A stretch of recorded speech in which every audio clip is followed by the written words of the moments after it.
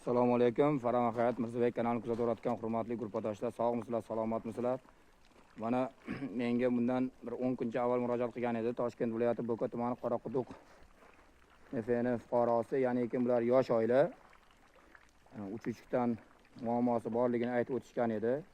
Ya'ni kim o'sha uchuvchilik olishga qanday xarajati yo'qligini aytib, mana o'sha murojaat bo'yicha Toshkent viloyati Bo'ka tumani elektrosvet rahbari Sharof akaga murojaat yetkazgan vaqtimda mana o'rganib chiqib fuqaro yordam qildilar. Ya'ni kim o'sha davlatimiz tomonidan mana uchuvchilar tekin berilib, mana xodimlar hozirgi kunda ishlab fuqaroda uchuvchiga o'rnatilyapti.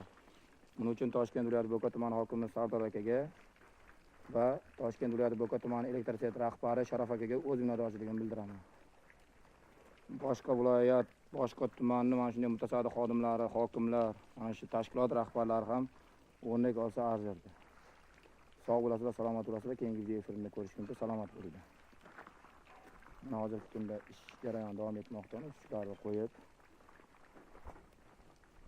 bu stolboyga o'rnatishadi. Stolbolar sal avariya holatda ekan. Buning uchun mahalla byudjetidan pul ajratilib, bu yerga mahallaga stolbolar berilgan. Hozir havo Xudo xolasa ochilsa, texnika ishlash sharoiti bo'lgandan keyin stolbolarni ham ekib berishar ekan.